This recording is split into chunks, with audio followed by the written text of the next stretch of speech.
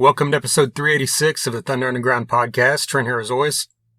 This week we don't have a guest because I'm just going to talk about some concerts that I've had the chance to see in the past, I guess it would be 3 months. I'm not going to jump on here and say that some of the stuff I'm about to talk about is very timely and extremely, what would the other word be? Relevant? I guess it's always relevant, but I mean relevant to the past week or so, like you like a review to be. If you listened to the episode last week, the podcast was down for a couple months because I was out of town without my equipment and couldn't get everything together that I wanted. But what we're going to do is talk about a few things that have happened since late August. I guess the first show, or the furthest back show that I'm going to talk about, was at the end of August. And oddly enough, I think I'm going to do that one last, because that one Jason will actually be joining me to talk about. We recorded our reaction to the Glenn Hughes show in Dallas, Texas after the show when we were still in Dallas. So I'm going to play that back for you. So that one's easy enough. I don't have to remember everything, right? Because I talked about it then. But I will, I do remember, because really, it's been a little under 3 months, and Glenn Hughes is one of the greatest performers in the history of rock and roll. I've said that on this podcast numerous times. He's been on this podcast twice, which is one of the coolest things that I've ever been able to say in my life, that I've talked to Glenn Hughes in length 2 different times. One of those being just this past summer. Actually, it was early August, I believe, or late July, in preparation for the tour that he went on that we were able to catch in Dallas. He actually went out on tour with Yngwie Malmsteen, but the show in Dallas was Glenn Hughes by himself. So, like I said, that'll all be coming up here in a bit.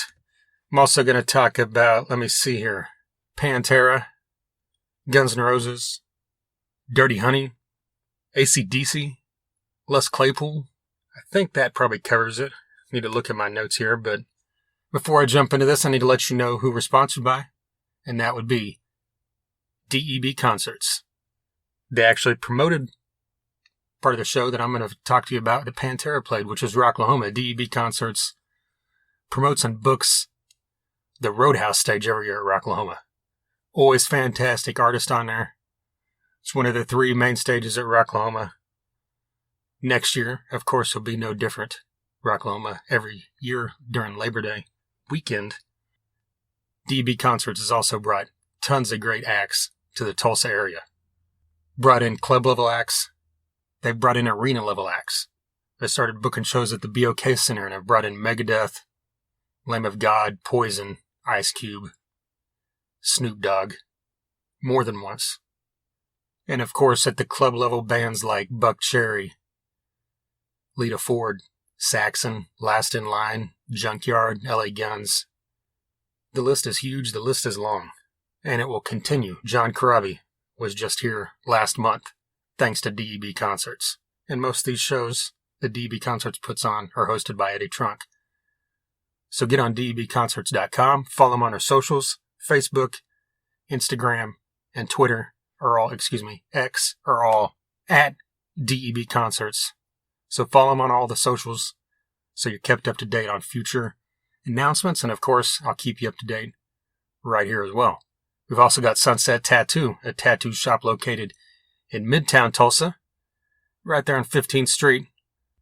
Their tattoos are done good and proper, they're state licensed, and yes, they are mother approved. Jake Thompson has nearly 30 years of experience tattooing, been doing this a long time. He's got a great crew over there. If you hit him up on the socials, Instagram and Facebook are both Sunset Tattoo Tulsa. There's tons of photos on there. You can see that they specialize in all different styles of work. Go through there, check it out if you don't believe me. Hit me up. I've had work done by him. I know that other musicians in this town have had work done by him. I know that musicians that tour across this country throughout the years have had work done by Jake. He used to own the Downtown Lounge, which was right across from the Brady Theater in Tulsa, not far from the BOK Center or the Cain's Ballroom. So a lot of times when artists would come into town, they would hop over to DTL to hang out because it was the place to be. But the place to be now is Sunset Tattoo. So hit them up, schedule a time to get in there to talk about what work you're looking to have done. If you're not sure exactly, but you've got an idea, Sunset Tattoo can help you put that idea together, put it down on paper, and then ultimately put it on your skin. Walk-ins are also welcome. So hit up Sunset Tattoo and tell them you heard about them on Thunder Underground. It is the weekend after Thanksgiving when I'm recording this, so I hope that you had a happy Thanksgiving. Hope you had a wonderful Black Friday. Whether you shopped or not, I just hope you had a good Friday. By the time you're hearing this, I will be in Japan. I'm going to Japan for almost 2 weeks, or about a week and a half, before I head to Saudi Arabia to work the music festival there called Soundstorm, which if you listen to this podcast for more than a year, you might have heard me talk about it last year. I worked Soundstorm in Saudi Arabia in 2022. So happy to be able to go back to that again. It's not really relatable as far as the genres we talk about here on Thunder Underground. It's not hard rock. It's not even rock at all. There might be a rock act or two on the bill, but I use the term rock loosely because it would be like rock like 21 Pilots or whatever people want to consider rock. There really isn't, I don't know. It's such a loose term, Rock and roll encompasses all. That's the argument that the Rock and Roll Hall of Fame makes, right? That they put in hip-hop and country, and that's great. It's all music. I don't even know how I got off on that, but the point is, recorded this a few days ago so I could get this out to you while I'm gone. Once I record one after I'm in Japan, maybe I'll be able to talk to you about a concert that I saw there. I'm not going to mention it beforehand because it's not 100%, but there's a good chance that I'm going with a couple friends of mine that are working with me in Saudi Arabia. Shout out to Mitch and Seb. And Max will be there for the beginning of our trip. There's a possibility we might go to a show that is relatable to this podcast, music-wise. So if that happens, you'll definitely be getting a review here, because the fact that I can say, hey, I went to a concert in Japan is something that I've always wanted to say. I'm not going to be able to go to Live at Budokan featuring Cheap Trick, from 40 plus years ago, so I'll just have to make do with what I can do. But with all that being said, I do want to go by Budokan just so I can say, I want you to want me. I'm sure I won't be the first dork from out of country to do that. But alright, so let's jump back to Labor Day weekend, Rocklahoma 2023. Actually, 2 episodes ago, sounds funny to say that, but 2 episodes ago was a Rocklahoma preview. I put it out like the day or two before Rocklahoma, featuring my friend John Stowe. I had John on because he has been to all 16 Rocklahomas now, just like myself, and we talked about, of course, this year's Rocklahoma, and then everything, just our experiences from throughout the years, some of our favorite shows, things we loved about the early days, changes that we like or didn't like whatsoever. So if you're a fan of Rocklahoma, if you're from the area, or if you're not, you're just a fan of music festivals, that's a good one to check out. But on that episode, John and I talked about Pantera a bit because they were one of the 3 main headliners of Rocklahoma this year. They're the only one that I got to see their entire set of, made sure of that. Pantera has long been one of my favorite bands. I got the chance to see them 8 times in the 90s.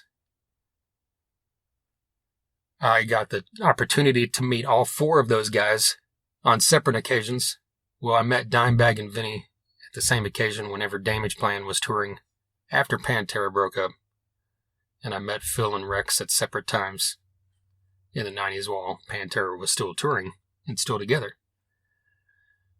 So that was super cool for me back then. And then later, advance forward a few years ago, Jason and I did a podcast with Jimmy Bower, which is another one, great one to check out, because Jimmy Bower was in Superjoint and Down with Philip H. Anselmo. Jimmy Bower, of course, is also the drummer for I Hate God, so check that out. If you're not if you're not familiar with I Hate God and you love hardcore music, I don't know where you've been all these years. Look that up. Superjoint, Down, Jimmy Bower. one of the unheralded musicians of heavy music, in my opinion. The point I brought all that up and went off on that minute-long tangent is that during this interview, we did it on the bus, Superjoint's bus with Jimmy,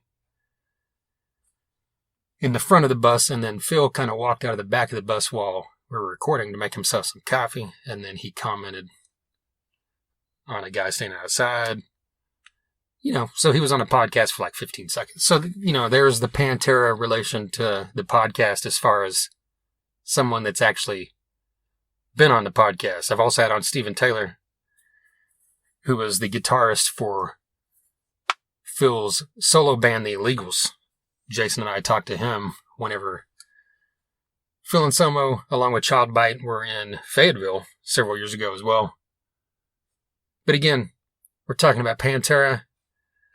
I'm going to try not to go too much into this because I've talked about it in length many times, but I am 100% for this Pantera reunion. Even before the first time they played, and then up to now. I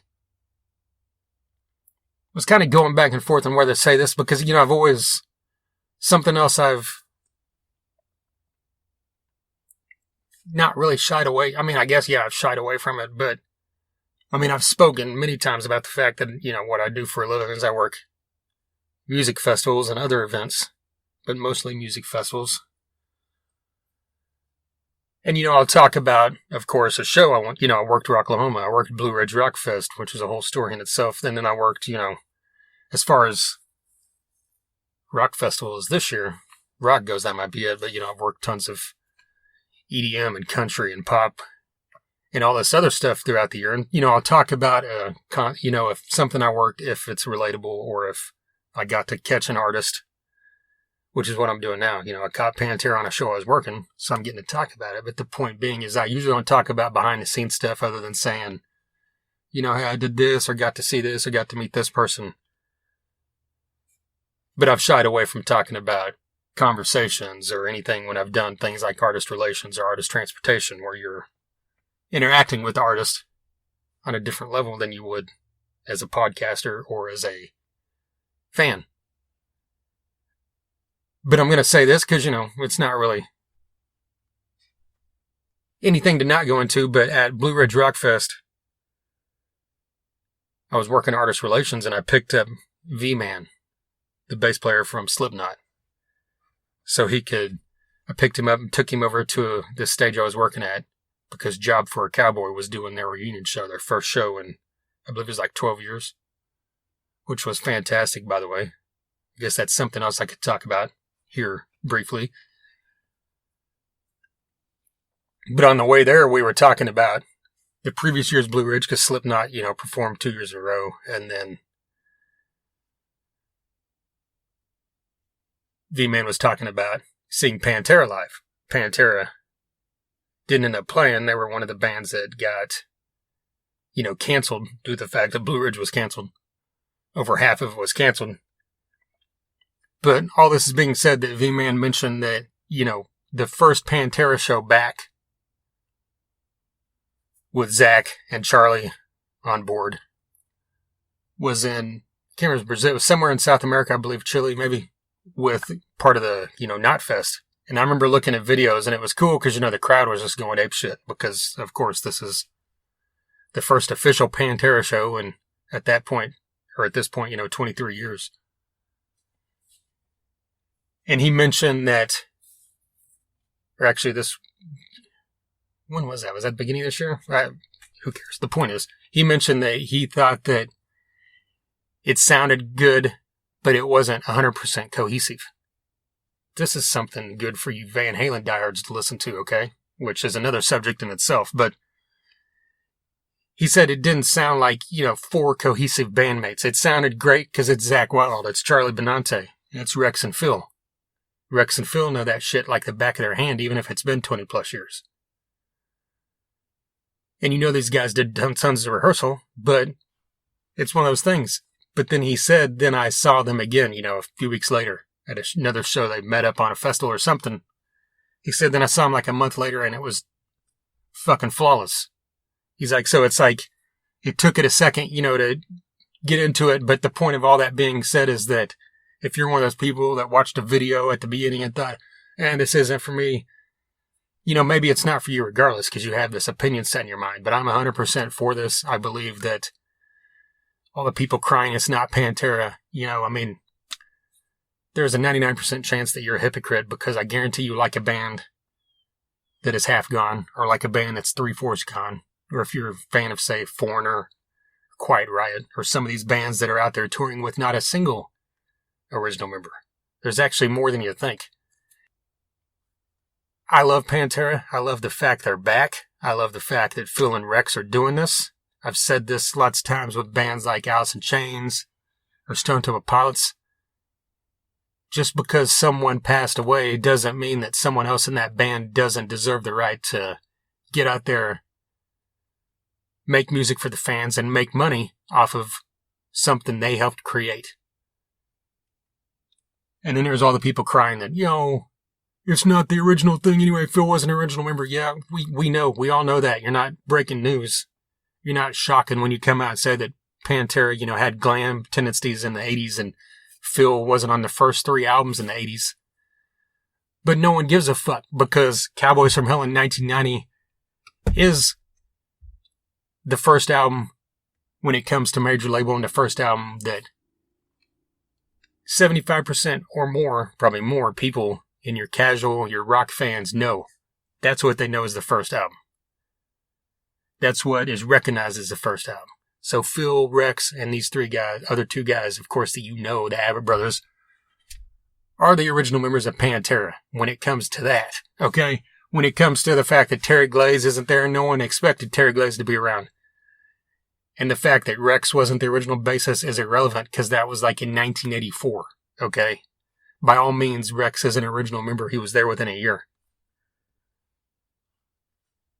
So when I saw Pantera at Rocklahoma, the show opened with a new level and went straight through for an hour and 20 minutes, roughly, maybe an hour and a half, and fucking phenomenal.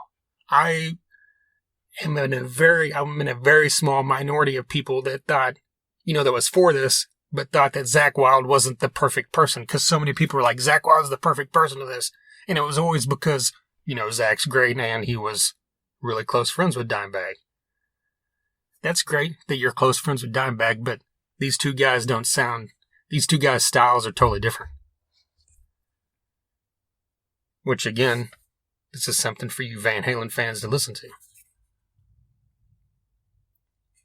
Sure, Zakk does those, what's it called? I'm not a guitarist. The pinch harmonics, the walls, the fucking, thing he does at the end, that is very recognizable as Zakk.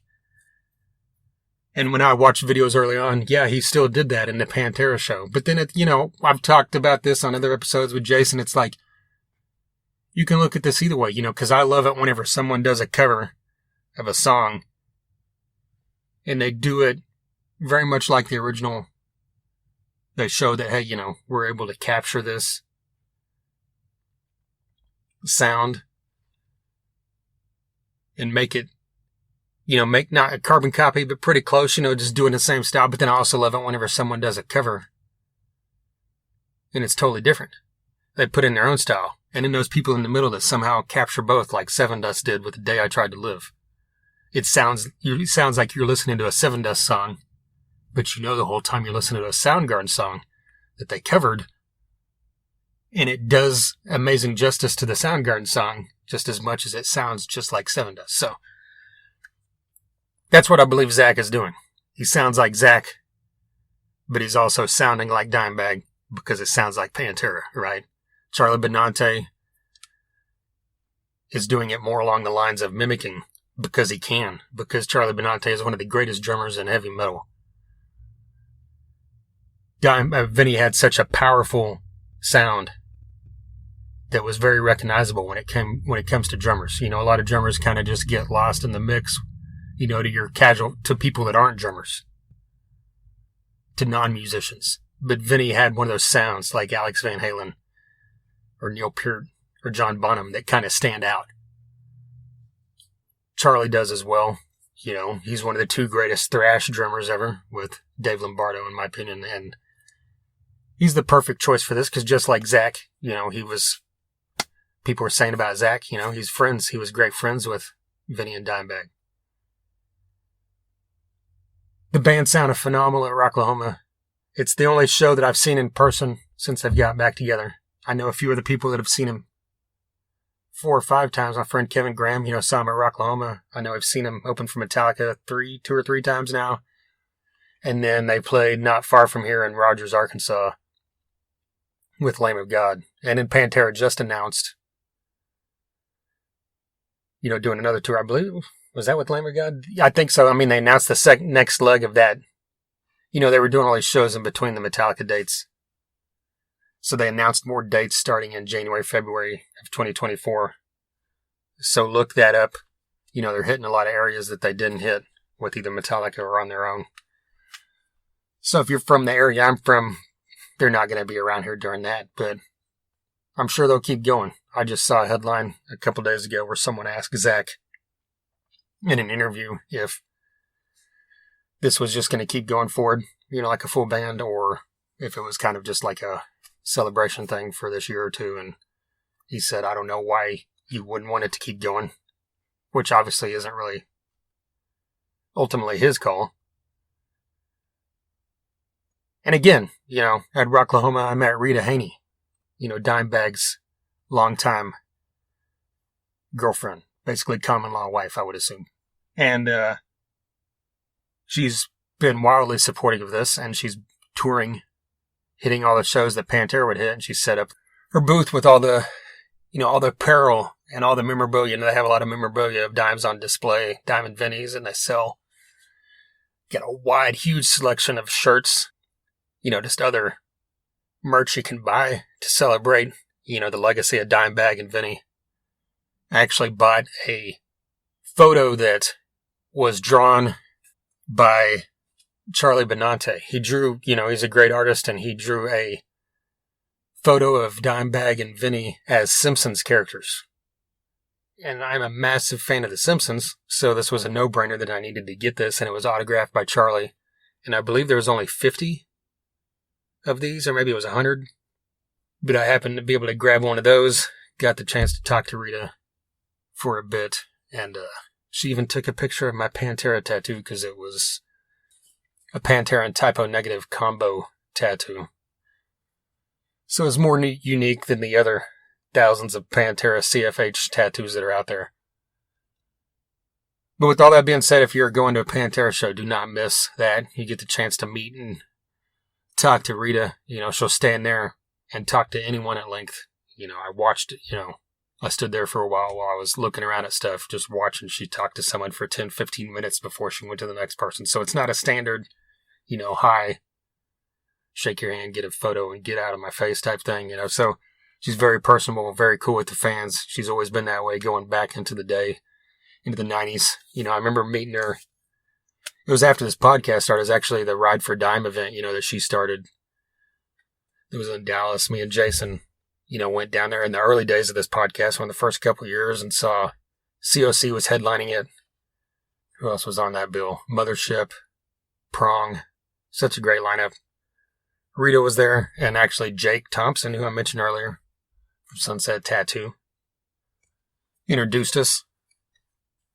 I didn't ever meet her back in the day, but like I said, I did get to meet Dimebag. But something that someone mentioned, then is like, you should get Rita on the podcast. And I'm like, that's a good point. Just something I don't know why hadn't crossed my mind up until that point. So that's something I'm going to look into trying to do early in 2024 when I get back into the swing of being able to get these out to you on a weekly basis.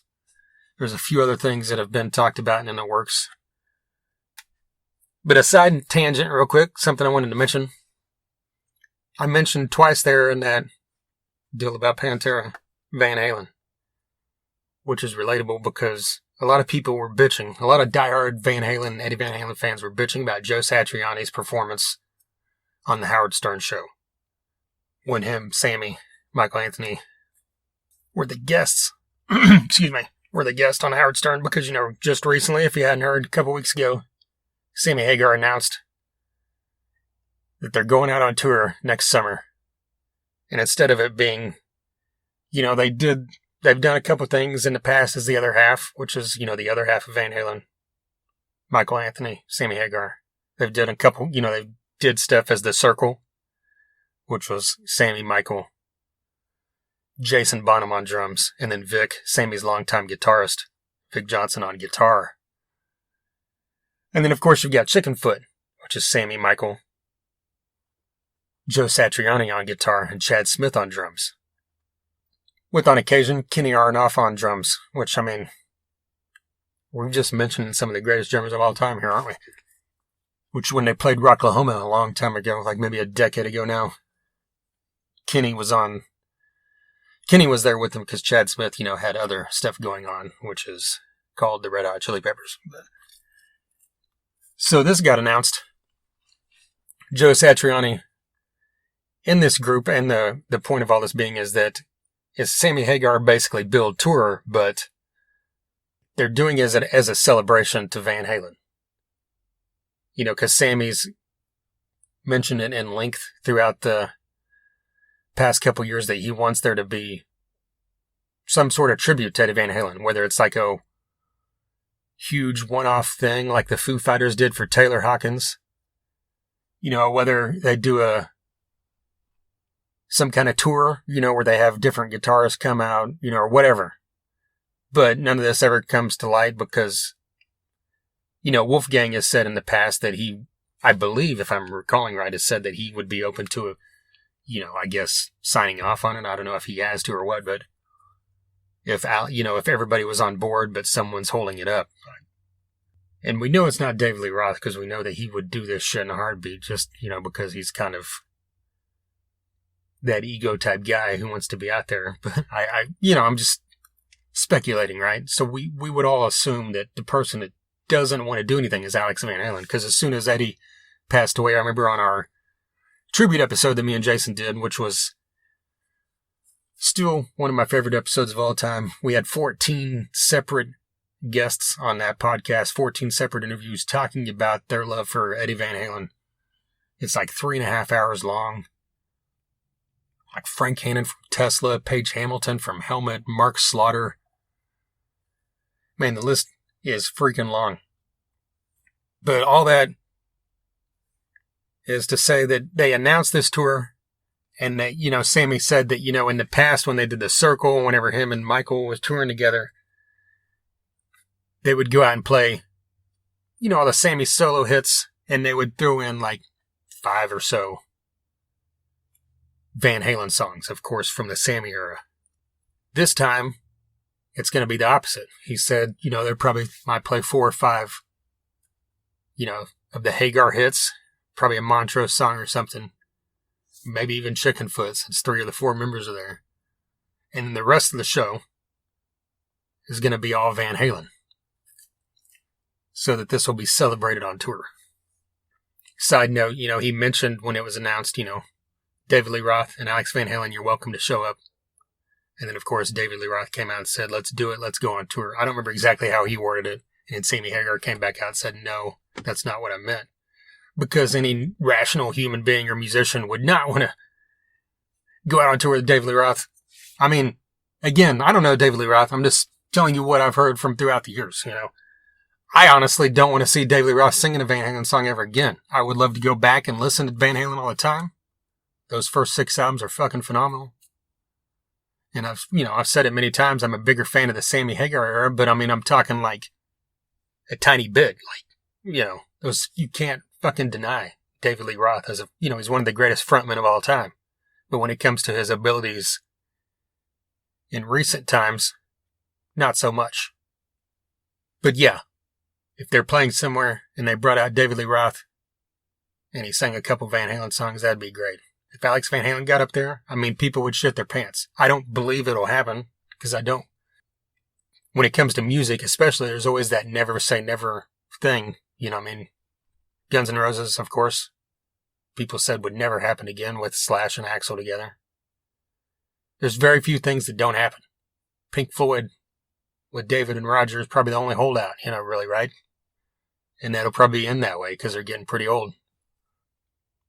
But I don't think Alex Van Halen will ever step on a stage in public again to play music with someone that is not Eddie Van Halen. It's possible, if Wolfgang is up there, that he would get up there. That's the only caveat, and that's something that could change, I mean, Wolfgang is not playing Van Halen live.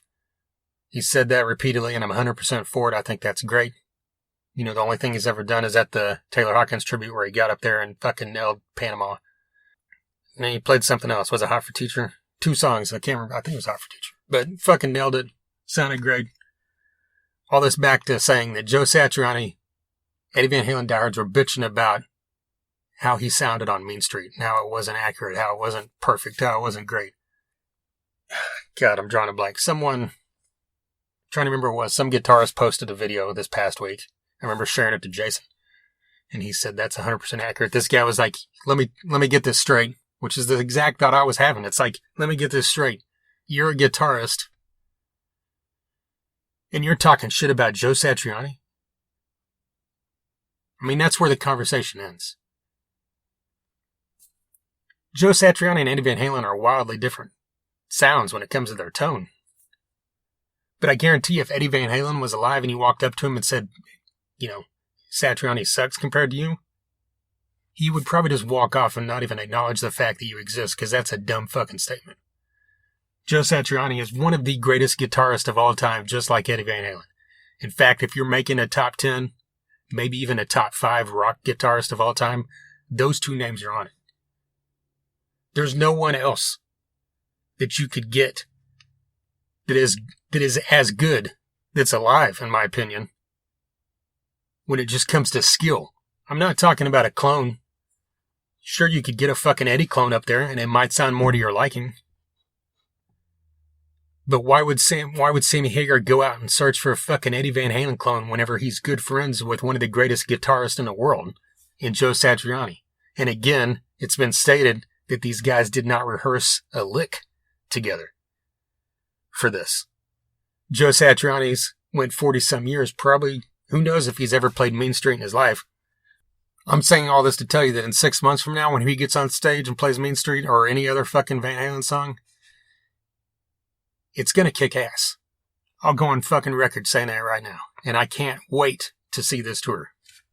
There's a tangent for you. Where are we at? Rocklahoma. Dime Store Riot played Rocklahoma. I got to see about half their set.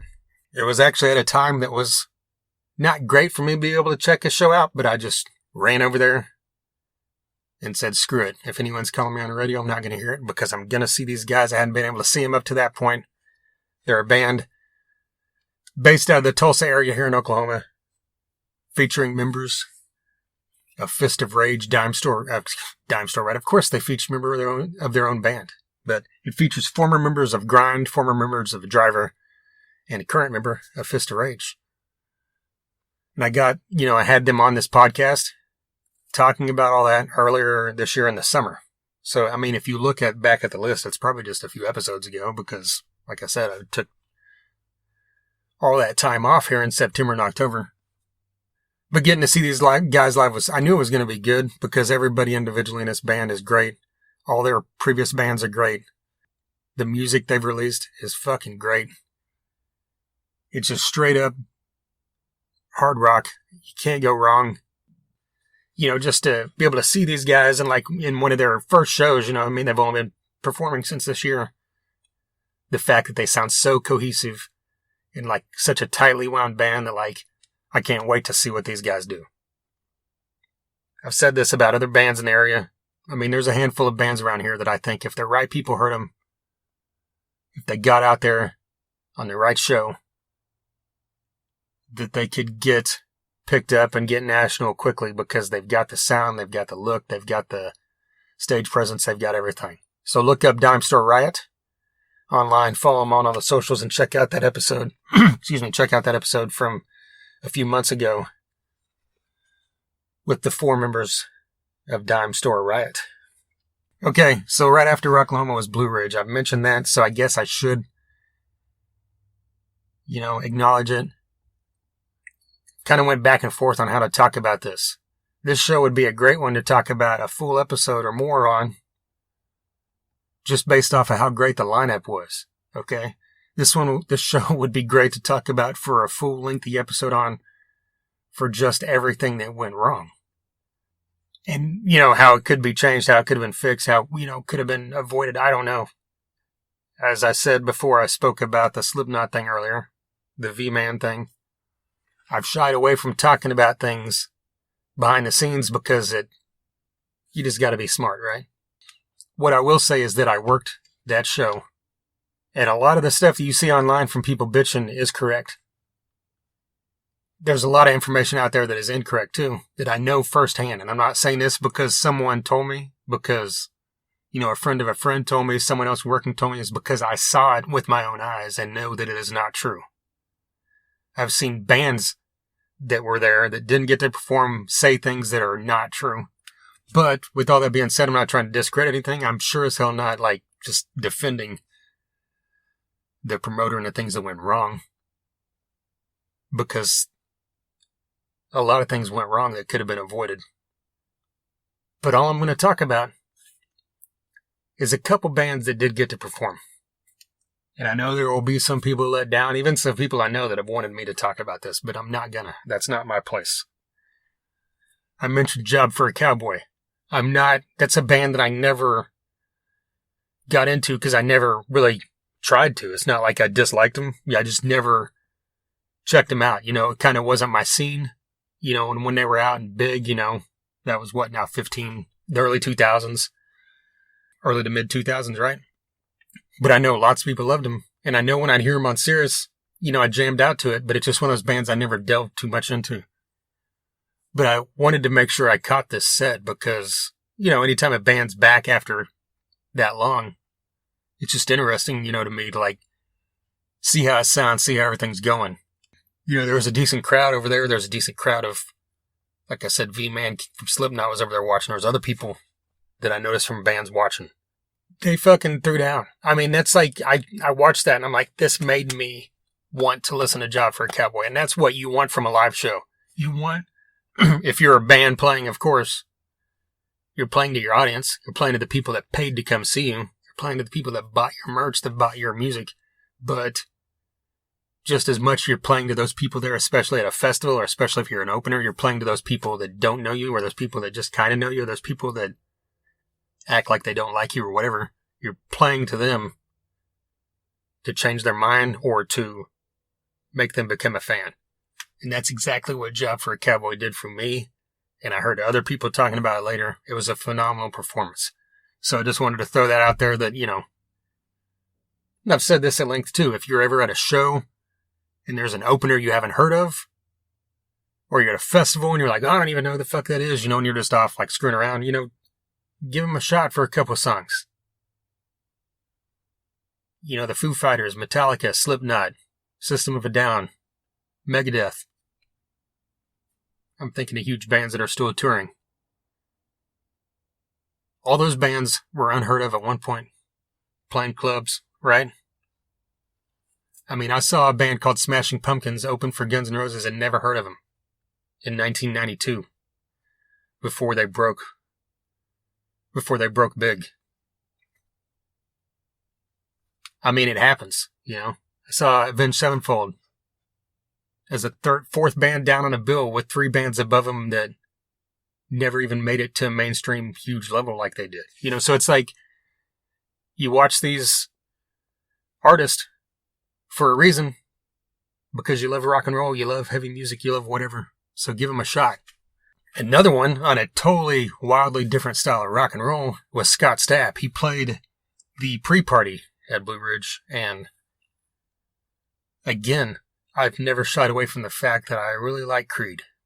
And I know that a lot of people, that's one of those bands like Nickelback, that a lot of people are either adamantly for or adamantly against. And I get it. Anytime a band gets big, they're like that middle of the road hard rock, that radio rock, quote unquote, whatever you want to call it. You know what I mean? But everybody knows, how wildly great Mark Tremonti was as a guitarist. And of course, once Alter Bridge came along, you heard it even more. But that's beside the point. I'm talking about Scott Stapp. He, He's been touring off and on throughout the years with a solo band.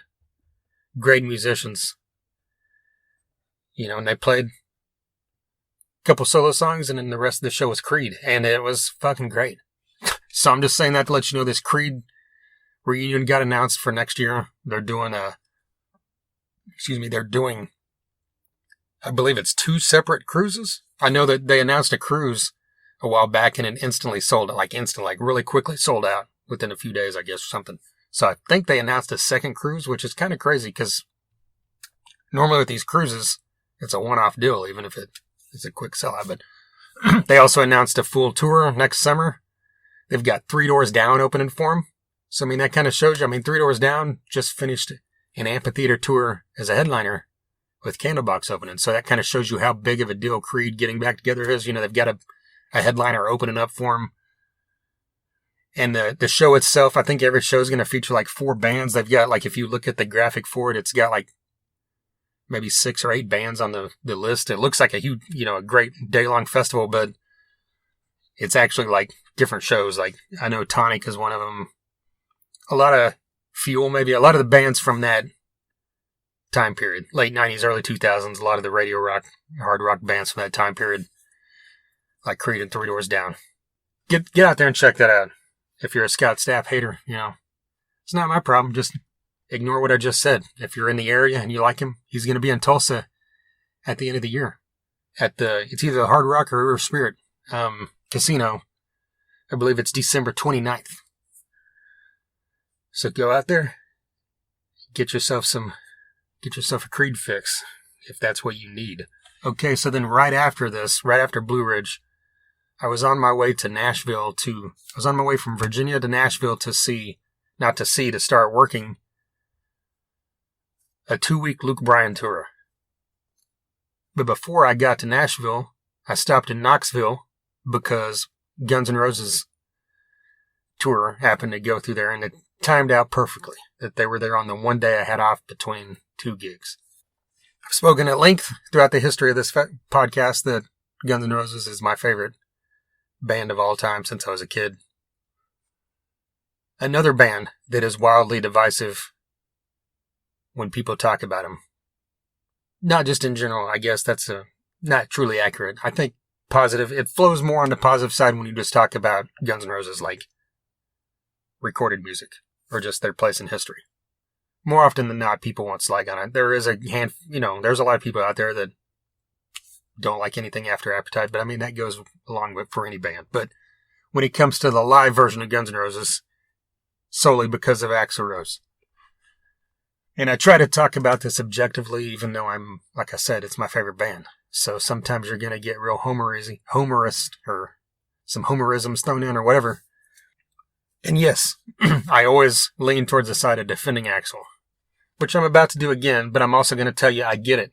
Because there is a period, I'm not going to say exactly when because I can't remember exact dates, but I've seen Guns N' Roses now 10 times, I believe. And to some people that don't go to a lot of shows, that's a lot of times to see one band. But with them being my favorite band, that's kind of a small amount compared to others. I've seen Tesla, who's one of my favorite bands, 30 times. Like one of my top 3 bands. I've seen other bands 15, 20 times. But it's also because the opportunities are way more plentiful than Guns N' Roses, because there, of course, was a huge period where Guns N' Roses didn't play a lot of shows. Of course, the mid to late 90s, they played no shows, and then the early 2000s, they started playing shows again, but it never came this area of the country. And then by the end of the early 2000s, whenever Chinese Democracy came out, which was 2008 or 2009, or was it 8? Regardless, might have been 8. They went on the Chinese Democracy tour all over the place. I got a chance to see that. And back then, I know there were times you see videos, sometimes he sounded great, sometimes he didn't. But that's the curse of Axl Rose, in my opinion, is sometimes he just doesn't, and sometimes he does. But the times I've seen him in recent years, since they've got back together, is the majority of the times I've seen him. I only saw him 3 times before the Not in Us Lifetime thing started in 2016, where Duff and Slash came back. And the first 2 shows I saw during that were in Dallas and Houston. I was right on the rail, geeking the fuck out. Not gonna lie to you. This is an event to me. You know, this, like, even now when I went to Knoxville, it's just like it feels different. You know, it feels cool when you walk in the venue to see one of your favorite bands. But the majority of us have a pinnacle, an absolute favorite band, right? I mean, I know there's some people that don't, which is weird to me, but I've talked to people when I ask them, we talk about music, like, I don't really have a favorite band. I just got a lot of, I'm like, okay, you know, it's just kind of odd, but maybe not, you know. You like so much stuff equally, that's cool. Because, you know, me, after you get past Guns N' Roses, I've always said Faith No More and Tesla are right there at 2 and 3. And then you've got Pantera, Type O Negative, Anthrax, you know, Zakk Wylde, The Cult. You know, anything to do with, like, that, Megadeth, Ozzy, you know, Skid Row, John Crosby. You know, all this stuff that, like, just floats around there, you know, at the same level. So I guess I can get that. But for me, Guns N' Roses, when I walk in the door, it feels different. The excitement inside feels different than it does for any other band I love. And especially when you're right up there at front. The first time I got that opportunity to see them right up front was on the Chinese Democracy thing. I think there was like 1 or 2 people in front of us to the rail. I was right there in front of DJ Ashba, so that doesn't really count, right? But then again, you know, Axl, of course, was moving around and was over there a lot. But talking about Knoxville, for me, Axl Rose, he doesn't project. I think, you know, I'm not a vocalist. I'm not a fucking trained anything, so I can't speak on any of this like I'm some kind of authority. But to me, he doesn't project the same way he used to. I mean, the majority of people don't. The man's 60, right? Or around 60? Late 50s? Anyone getting that old. I mean, there's people like Rob Halford or Dolly Parton or whoever that they can still hit high notes that are just, that, you know, but that's unnatural, you know. Bruce Dickinson can still hit those high notes and run around. And sure, even those guys aren't hitting it as perfect as they did 30 years ago, but they still sound fucking phenomenal. And they're doing it at a high level at an old age, which is amazing, you know. Mick Jagger, you know, how old is he now? In his early 80s? And he sounds good live. Of course, he, you know, is Mick Jagger. He was never hitting high notes, so it's an easier thing to control. But still, Axl's got a very unique voice, which I saw something years ago that, I don't remember if it was like Rolling Stone or Spin or fucking Billboard or one of the, you know, major music publications posted this thing about artists throughout history. And I believe it was just rock and roll, but it was like the widest range of any artist. And I can't remember if it was just on a recorded level or recorded and live or what, but Axl Rose was number 1. And a lot of people would hear that and laugh and think, well, this guy's just hitting high notes. And then, you know, then he sings, you know, like a song like It's So Easy or Patience or, you know, what else am I thinking that, you know, where he's just Locomotive, something where he's, you know, singing with a normal, deeper register, I guess. But as he's gotten older, but see, that's the other thing. That's the thing I appreciate about Axl, is he doesn't try to push out screams that are extremely like the Live and Let Die scream. You know, the screams that are just like, you know, that like, he doesn't go up there and try to do it and sound like an idiot like Vince Neil would do if he was hitting, you know, if he had done a scream like that on record. You know, he doesn't. It's like Joe Elliott. That's the great thing about Def Leppard live, in my opinion, is that Joe Elliott at some point in the past 15, 20 years, you know, realized that he didn't have the same voice that he had in the 80s and early 90s. So he dropped down a bit, and it fucking works. It sounds great. It sounds like he's not trying, and it's not too far away from what he used to be, but he's not trying to hit a note that is going to come off, you know, wrong live. So then Axl, you know, when he's singing, you'll hear a song. I should have, you know, thought about this deeper on actual songs to pinpoint, but I'll hear a song live and think, man, he sounds great. And then the next song I hear it and be like, yeah, it's a little iffy, you know? So it's like, you'll get half the songs where it sounds really good, and then half the songs where it's kind of like, he might be, you know, it sounds like a struggle, but it also really doesn't look like a struggle, because I feel like it's just because his voice doesn't project the same power that it did, which makes it sound that way, which, you know, I guess technically it's a struggle, right? Because you're not 100% of what people know you for, right? But at the end of the day, it's like, what's the argument here? Just be happy that you can still go see them. You don't have to pay money to see a band if you don't like them. That's the end of the day, right? I mean, that's the end of the story, right? I guess. I mean, to me, the band is so cool when it comes to live shows because, Slash, still moving around all over the place, still nonstop. That's the other thing that just baffles me. This band will pay, in freaking Knoxville, I played 3 hours and 10 minutes, I believe it was, or it was 20 minutes. It was a long ass fucking show, and Guns N' Roses has always done that, but especially since they come back, shows have always been between 2.5 and upwards of 3.5 hours long, which most bands don't do anything near that. Outside, Metallica does it, Pearl Jam does it. I know Foo Fighters sometimes do it, Bruce Springsteen does it. But isn't that funny that all the bands I just listed are fucking massive? And they're the ones doing it? And then bands that aren't massive go out there and play a headline set that's an hour and 10 minutes or some dumb bullshit? I don't know. Maybe you should take lessons from people that are extremely huge, on how long a show should be, right? I don't know. But, again, that's just an opinion. The band always sounds great. Sure, like when I saw them in Knoxville, it doesn't have the same attitude it had in the 90s. But why would it? In the early 90s, these guys were like in their mid-late 20s, right? And now they're late 20s, I guess. I always remember this because in 1991, Axl Rose was 28 because in the song Estranged, he says that he's 28. Or he says he's only 28. Maybe he wrote it the year before. But that's just how I remember. Okay, so that is now 32 years ago. Almost 33.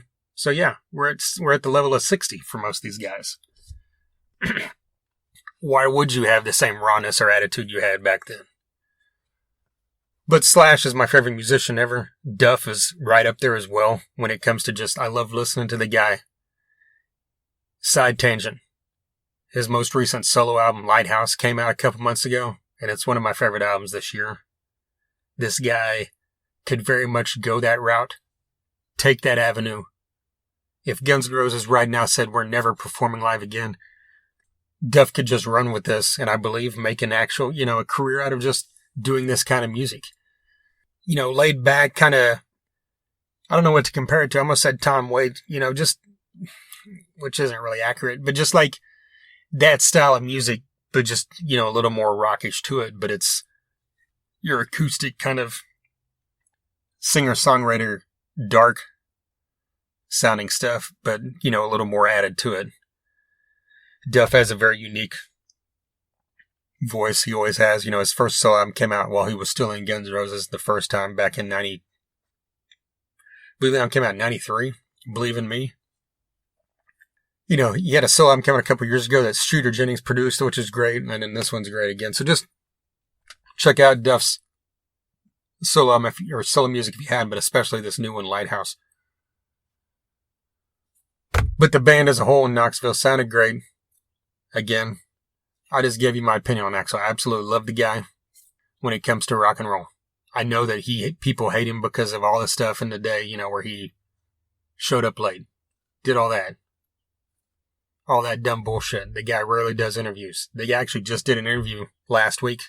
He was out at F1 and did like a short interview with, I don't remember if it was a sports, I can't even remember who it was. It wasn't a music related thing, I don't think, but it was a rare video interview with Axl, so check that out.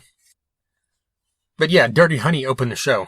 Another album that came out not that long ago. Dirty Honey's new album. So fucking good. Again, one of my favorite albums of the year. This band said it repeatedly. I believe they are one of the saviors of rock and roll. Dirty Honey and Rival Sons.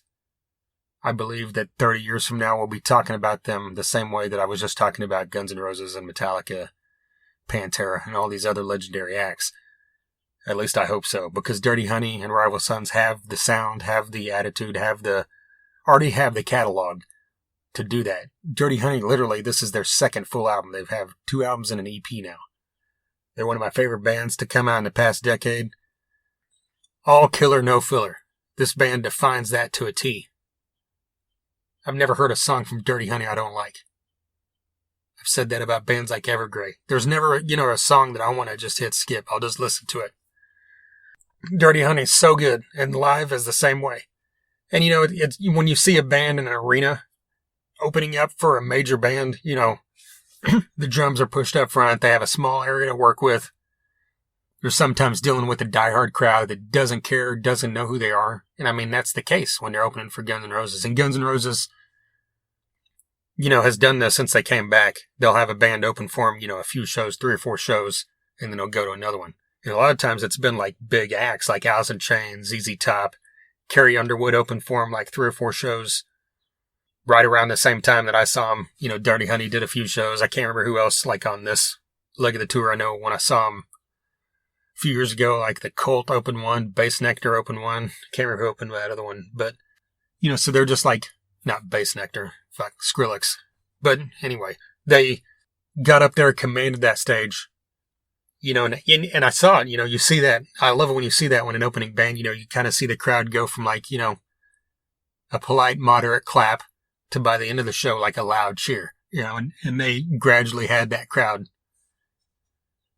on their side. And I hope that, people in that audience or any of the other shows they played with Guns N' Roses, looked them up and started listening to them, following these guys, because this is what we need. Like good time fucking rock and roll.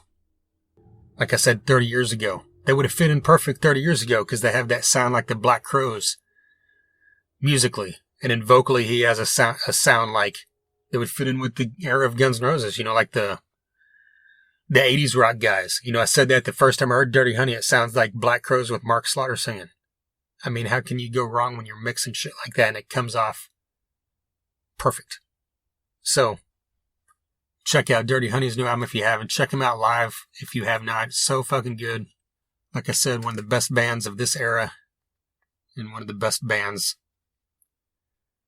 that I've heard in over a decade, debut at least. So, all right, next thing is, like I said a minute ago, I went on that Luke Bryan tour. Not really anything to talk about musically because that doesn't relate to rock or metal. But I will say real quickly that Luke Bryan's one of those guys that I always kind of made fun of. I threw in, because I've never been shy about the fact that I don't appreciate pop country. I love a lot of country. I love old school country, and I love a lot of new country. Your guys like Shooter Jennings, Whitey Morgan, Chris Stapleton, Sturgill Simpson, Cody Jinks. Just all these guys like this that have that real country sound, that old school country sound. It doesn't sound forced. It doesn't sound fake. It doesn't sound like pop music. But I always threw in Luke Bryan as one of the kind of, modern day leaders of the pop country thing. And honestly, I couldn't name you a single Luke Bryan song by name. I know I've heard them throughout the years, but I couldn't have named you one before that tour. And I went out on that tour. It was a short 2-week, 7-day farm tour where he actually performs on a farm. I mean, it's such a cool concept because they go out, a legit farm. Like, they're all working farms, like dairy farms and different things where they have, they just go out to one of the huge fields. Some of them were like cornfields or whatever. Massive space. 20,000 people show up. Legitimately.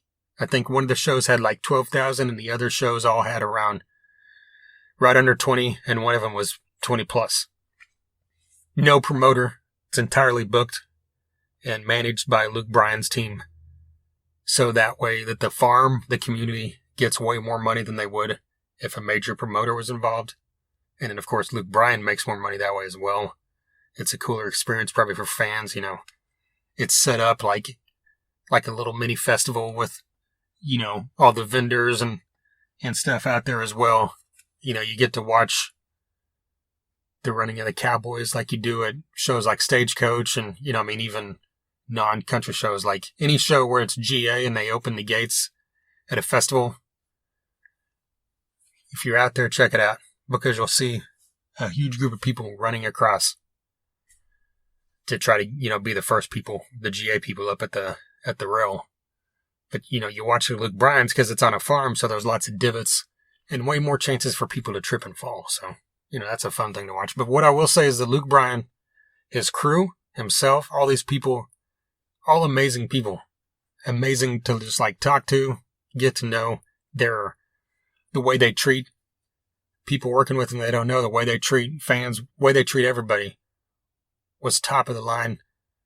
And in seeing the show live, I went out there a couple of times and caught part of the set, just like his atmosphere is a full-on party atmosphere. People are going, just having a great fucking time. And that's all you can ask for music.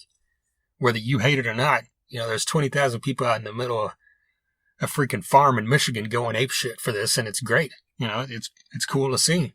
So, I will say this. Did that turn me into a fan of that man? So, am I listening to Luke Bryan songs all the time? No, but I respect the hell out of that dude now.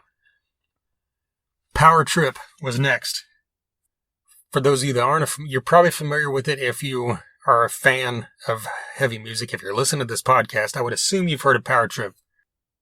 It was on the site of Coachella, done by Golden Voice, who also does Coachella. 7 years ago, they put on a show there called Desert Trip, which featured 6 of the biggest artists in rock and roll history. The Rolling Stones, The Who, Bob Dylan, Neil Young, Paul McCartney, Roger Waters. I mean, that's one of the biggest gatherings of artists in history. People talked about, maybe this will be a yearly, but how do you top that, So they never did it again. You could probably find 6 more legendary artists to pull that off, close to it. But 7 years later, they did it. Power Trip, the same concept, but with hard rock and metal. Metallica, Iron Maiden, Judas Priest, Guns N' Roses, Tool, and the return of AC/DC. 6 bands, 3 nights, 2 bands a night. So it's called a festival. It's set up exactly like a festival, but at the end of the day, it's basically just 3 concerts a night, right? Because you got 2 bands playing. And all bands, even the first band that went on each night, played a full headline set. Iron Maiden, I believe, played over 2 hours, and they were technically an opener, even though it's just billed as, 6 bands.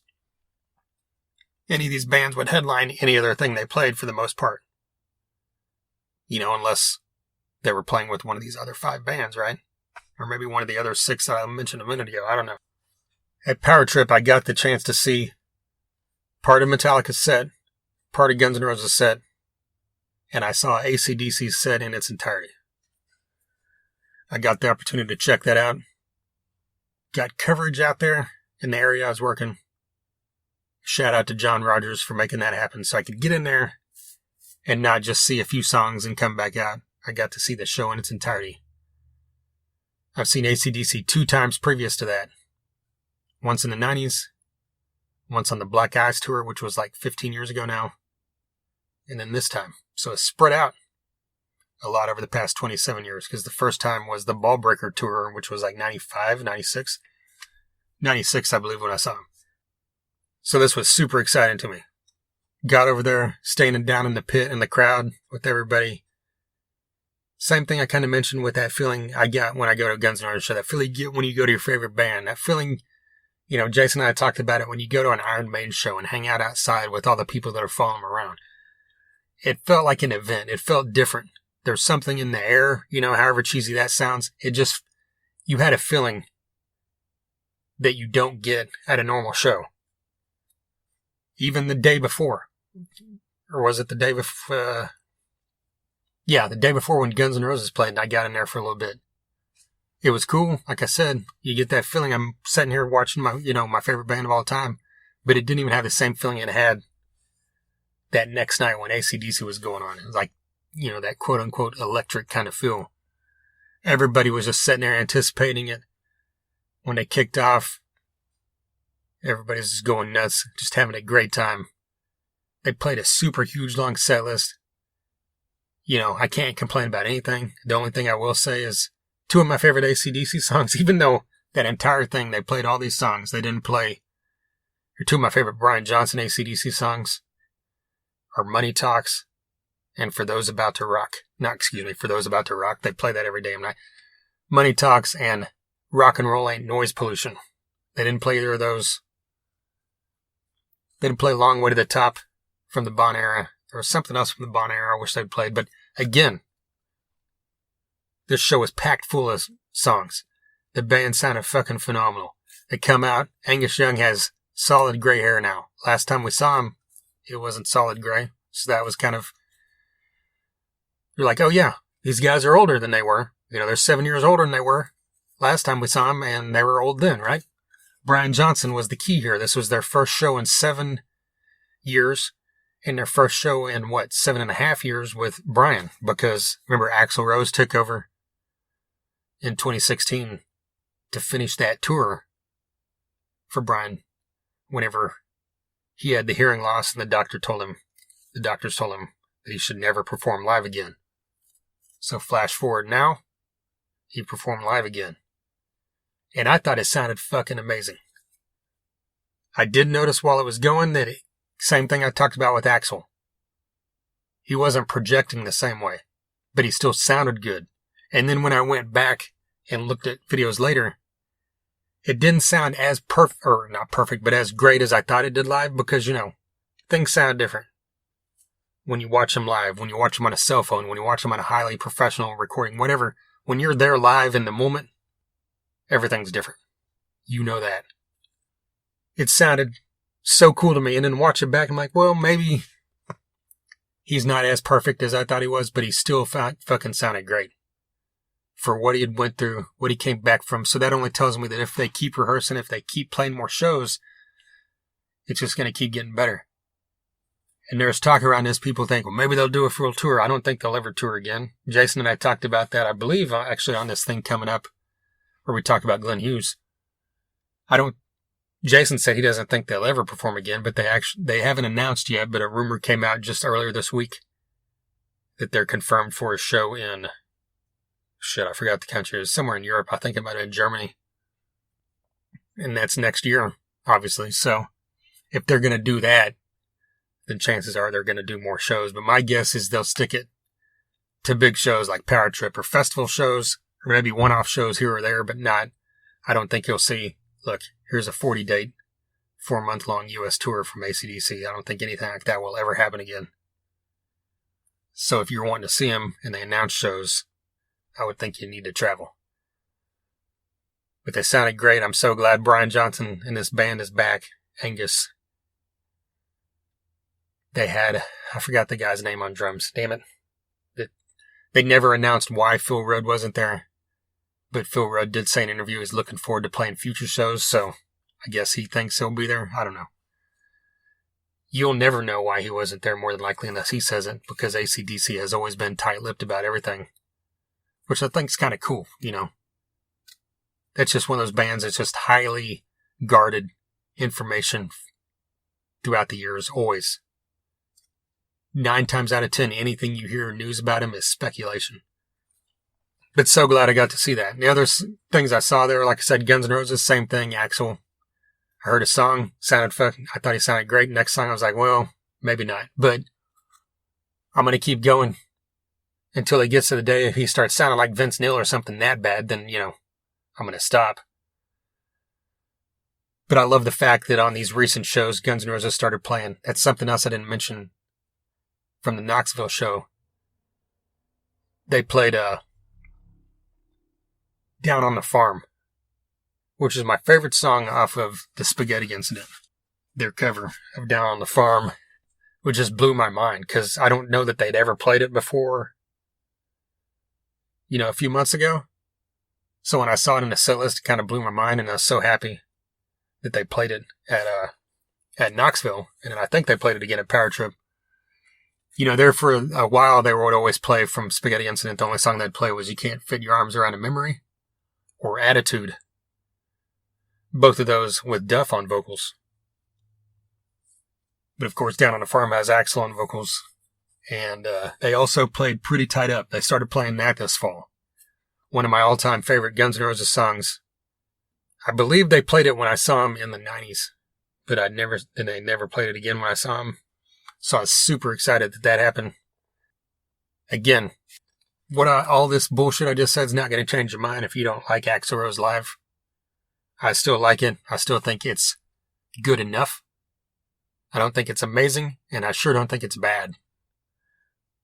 But when it comes to someone like Vince Neil, it's bad. So you can't even compare it. You can't even throw it out, and you can't even put it in the same category. So don't even try. At Halloween, which is a festival in Florida that features jam bands and EDM artists. I bring this up because Les Claypool played there with Les Claypool's Furious... Excuse me. Every time I try to say this, I get tongue-tied.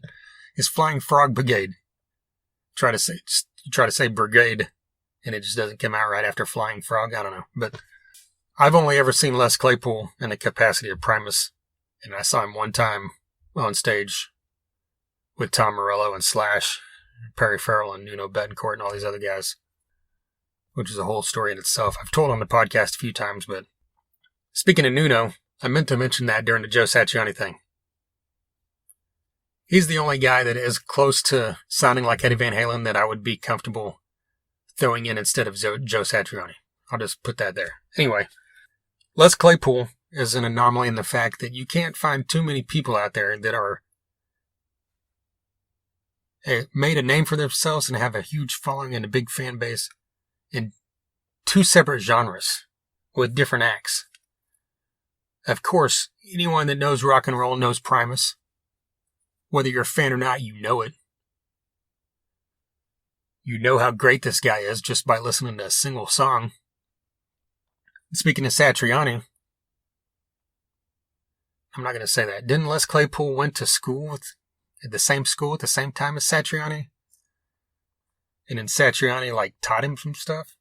Or am I mixing that up with someone else? I know Kirk Hammett, took lessons from Satriani. I know that Steve Vai did, but I know there's a relation there between Les Claypool and Satriani. But, and then Les Claypool is also a huge name in the jam band world when it comes to either the Flying Frog Brigade or Oysterhead.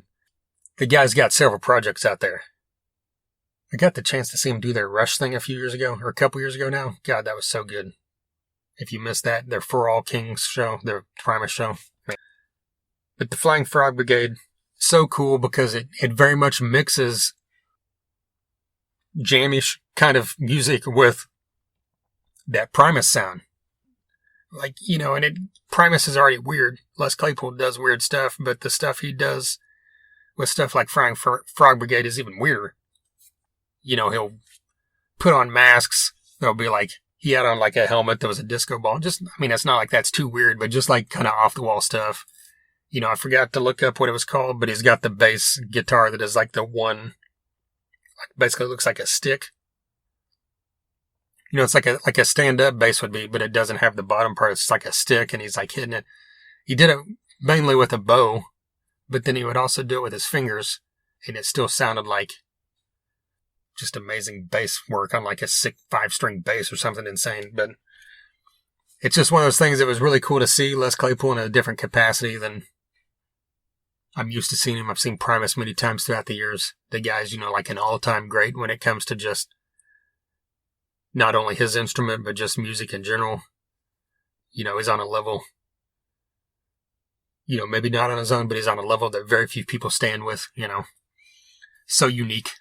One of those guys you can instantly recognize. But yeah, so if you ever get the chance to check out Les Claypool outside of the Primus realm, do it. You won't be disappointed. All right, so I feel like there's so many more things. I can't even speak. I feel like there's so many more things that I could talk about here, but I've already been rambling for quite a while. This is going to be a lengthy episode. If you've listened this far, I appreciate it. I don't know that I've said anything worth listening to, but maybe Jason will say something worth listening to. So what I'm going to do now is jump back to Glenn Hughes. Glenn Hughes performed, like I said, at the Granada in Dallas at the very end of August. I think it was the 28th, 29th. It was literally the day before I left to go to Rocklahoma and then start all this. So that's why I never got this out. Like I mentioned this on last week's episode with Saul.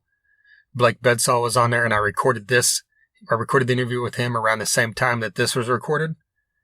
And then when I was out of town for a couple months, I just forgot my laptop. And then when I came home once, I brought my laptop, but then forgot the files. So just wasn't able to ever get this out. So that's why we're so late with it. Glenn Hughes is on the Mount Rushmore of rock and roll vocalists. The voice of rock. He's an amazing bass player as well. He's one of the greatest musicians in rock history. Deep Purple, Hughes Thrall, Black Sabbath, working with Tony Iommi Hughes, Black Country Communion, the Dead Daisies, California Breed, all his solo work.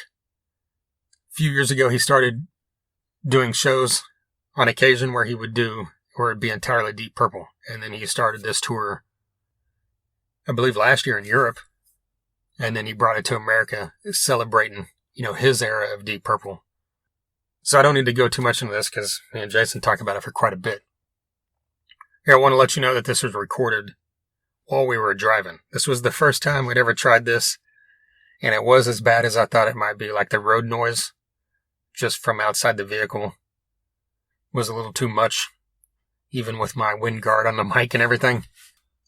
So I tried messing with it, tried editing it, kind of got a lot of that noise out, but you still kind of hear it. Our voice drops as well. So you can understand everything fine, but the quality isn't the highest level. So just letting you know why. Here we go. Here's Jason and I talking about Glenn Hughes. All right. So for the first time ever, we're doing one of these, while we're moving in a vehicle. That's right. Rolling podcast. Is that what it's called? Is that the official, terminology? I guess that's what we're going to use now. Okay. Yeah, I remember you said that, you've heard Metal Up Your Podcast do this before. So. Yes. They probably did it with, good quality, fucking equipment and shit, where there's not a lot of road noise. I don't know. Hey, we'll see. Yeah, we'll see how it works out. But we're doing this because we just saw Glenn Hughes last night in Dallas, Texas at the Granada Theater. And I know this was, for a long-ass time, this has been the number one artist on my concert bucket list. Right. I think once I finally saw Scorpions and Tom Petty, around 2010, something like that, Glenn Hughes bumped up to number one. Yes. And, like I mentioned before, I got the chance to see him last year at Blue Ridge for 2 songs from the side of stage. This is the first, full show. Yeah. And, yeah, there's a loud-ass semi right there. Wow. But,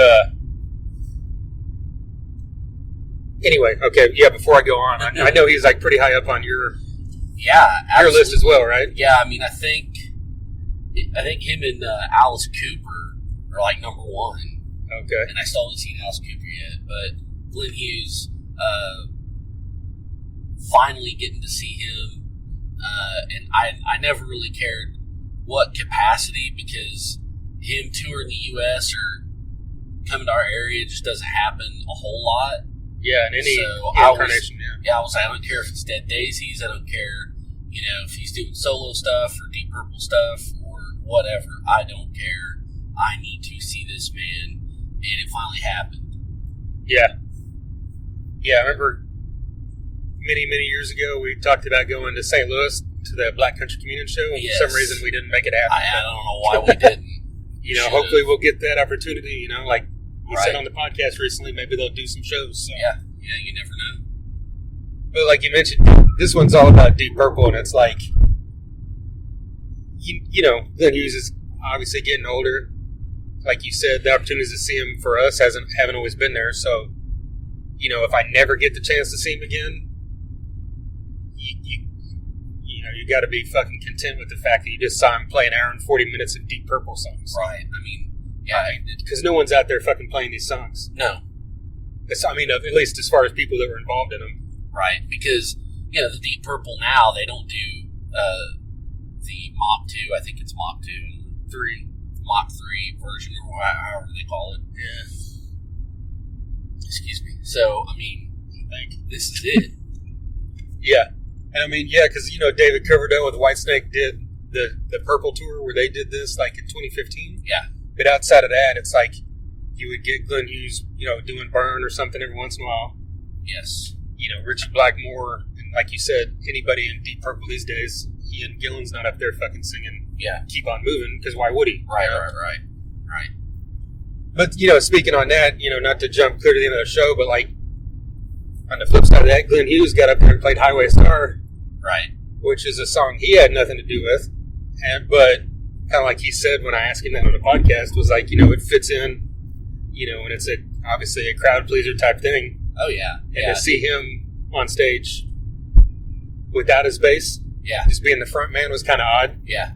I mean, he was cool, but it was odd looking, I guess. Yeah. It was a fun deal, so I get it. Yeah. Yeah, and I mean, that's, like you said, everybody was, fucking into it. It's Highway Star. Why wouldn't you be? Right. And he sounds, through the whole thing. I mean, like I said, this guy's 72 now. And it's like, there's vocalists in their prime, legendary vocalists in their prime that don't sound as good as this guy sounds. Absolutely. Now. Absolutely. I mean, and that's just, because we've talked many times about guys that still sound great as they got older, like Rob Halford, Bruce Dickinson, the list goes on. The guys that have those huge voices. But, as great as Rob Halford sounds, I don't think he fucking sounds as good as Glenn Hughes sounds at this age. I mean, no. This was... It's a different style, too, but still, It was crazy. I mean, those notes... He has not lost a beat. Like, he's lost nothing. Yeah. It's so crazy. Sometimes he didn't even need a fucking microphone, dude. Yeah, he was doing that. He was way far away from the microphone. That Steelheart Rival Son type deal where you just fucking project so well that you're just like is this really happening? Yeah, it was just such a sight to see, man. It really was. It was crazy. Yeah. And the tour is celebrating 50 years of Burn. Yes. And so the bulk of the set list was from that album, but he covered the other two albums. Yes. He was a part of. And it really was, 8 or 9 songs? Yeah, it was, and it was it's crazy because, yes, it was an hour and 40 minutes, but it was also like the shortest set ever for an hour and 40 minutes. Yeah. It was like, is Typo Negative up here or something? What's going on? Right. It was 8 songs, I believe. 9 sons. 9 songs. I just pulled the set list up. Yeah. 9 songs. But obviously, there, especially with this style of music, there's long drawn out jams, some real musical acrobatics, excuse me. And it was only 9 songs, but we didn't get shorted at all. Oh, fuck no. Yeah. No, I don't feel like I was, ripped off, or however you want to word it. It was pretty sure as hell a full show, man.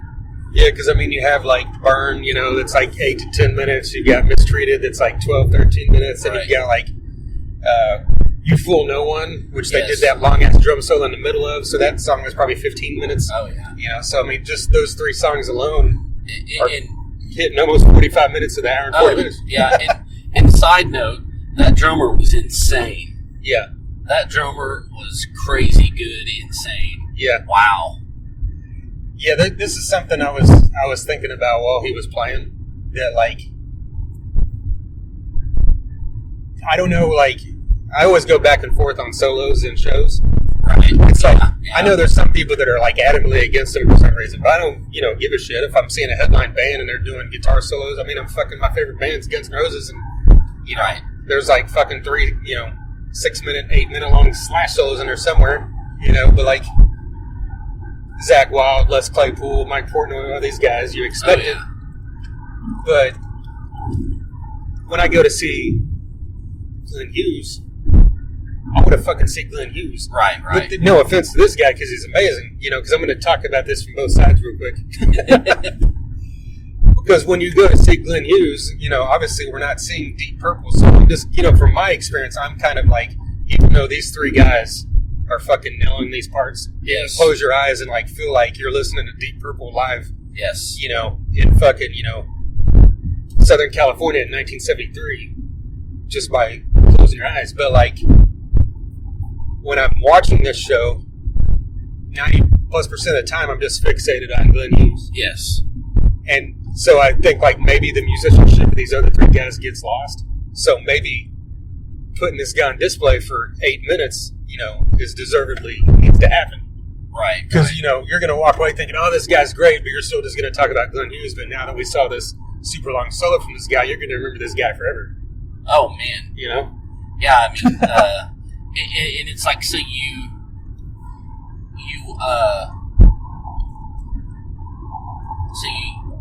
it's like you want to see, they could have put in a couple more songs. Right. But really, that's okay, because that guy was so good. I thought his head was going to pop off. Right. I mean, it was just crazy. And besides just how good he was doing all the fucking weird acrobatic kind of things with his drumsticks. Oh, yeah. I mean, it was like just flipping them, like not in a normal twist, just like weird stuff. And then he would like put one in his mouth while the other one's playing, and just he put it in his nose at one point. Oh, that's right. Yeah. But yeah, I mean, they covered, like they opened with Stormbringer, and then, and they played a lot of these songs from Burn, like we said. They played Getting Tighter, right, from Come and Get It, yeah, with and he of course dedicated that to Tommy Bolin. Yes, I mean that's another thing. Glenn Hughes is like throughout the fucking lifetime of the past 40 plus years has always championed Tommy Bolin, like endlessly. Who of course was in Deep Purple after Blackmore. I don't know, do you have like a specific highlight as far as the songs that we saw? I like Might Just Save Your Life. Yeah. Just because I always really dug that song. For me, Burn is just like one of the just quintessential rock songs ever. Yeah. So to hear that, and I know it's kind of a stock answer, and they close with it. He closes with it. Sorry, but that's just one of the coolest songs ever. So I think those were my two highlights. I mean, really, the whole thing was a highlight. But yeah, if you're asking, that's my highlight. Yeah, it's a nonstop hour and 40-minute highlight. Right? Yeah. Yeah, to me it was. I think You Keep On Moving. Okay. Just I've always loved that song, and the fact that just like. It's Glenn Hughes. He's hitting high notes in every song, but that song has specifically more, I think, than any of the other tracks he sang. Right. And it's just, to hear someone, like we said, at that age doing that. Yeah, it's insane. An hour plus into this show, which I guess, we talked about that last night, but I think, I'm not a vocalist, but I would assume it's probably easier to do that later in the show. Yeah. Because after your vocal cords get opened up. Warmed up, yeah. Yeah. But still, it's just baffling me. We're that far in, and he's, just, welling his ass off. And I said, might just save your life. It might just take your life. Oh, yeah. I didn't even notice it. But Mistreated, that's always been one of my favorite tracks. That was awesome, too, man. And just, to hear... He just belts it out. Yeah. And, I mean, that's a heavy David Coverdale vocal track, Right. And just for... I mean, obviously, Glenn Hughes, by his voice, he can do anything. Mm-hmm. But him and Coverdale have wildly different voices. Yeah. And for him to sing it just sounds fucking perfect, is a testament to how great this guy's voice is. Absolutely. It's like when John Bush would sing Joey Belladonna songs, you don't expect it to translate that way because there's two wildly different vocals, but it sounds fucking amazing, But, yeah, again, I hope I get the chance to see him with Black Country Communion or solo. Yes. But the fact that, we got to see an hour and 40 minutes of fucking Deep Purple tracks. Right. That's going to, live with me forever, I think. Oh, yeah. And, admittedly, I was late to the party on all this, as far as Deep Purple and Glenn Hughes go. Those are names I've heard all my life, obviously, but until Black Country Communion came along, I never really delved in and paid attention. And then when I did, it was just like a whole, just totally glommed onto it, into the whole Deep Purple world, not just Glenn Hughes. Yeah. So, I mean, and I've been a huge Deep Purple fan, like, for the last 10 years or so. And so to see him and those collection of songs, it was a special thing. Yeah. And I'm glad that, that tour is in the area. Oh, absolutely. Anyone listening, if it's in your area, you need to go to this. Yeah, for sure. Yeah, I think for me it was in like the mid '90s whenever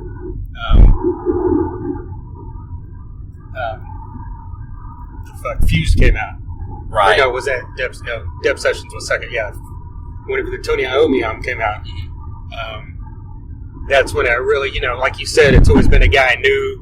I'd obviously heard Burn and stuff like that, but never like delved into this. And then like whenever just hearing how amazing that album was, and then going and hearing Seven Star, and then going back on this other stuff. But yeah, I mean, just Deep Purple in general. It doesn't matter if it's just this lineup alone. I mean, you could argue that's the greatest lineup of 5 musicians in history. I mean, you could at least argue it. You put it up there with fucking Zeppelin or The Who or any of these others where it's like a collection of 4 guys that are just like independently at the top of their game. Yeah.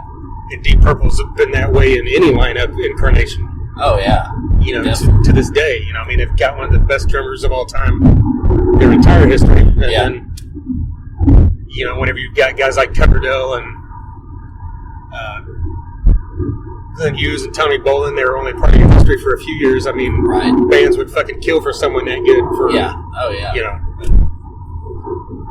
But yeah, I mean, so like, I guess one more question when it comes to Glenn Hughes, like, we've kind of covered a lot, but like when you hear the name Glenn Hughes, what's the first thing that pops in your head? Is it Burn or is it Black Country Communion or like?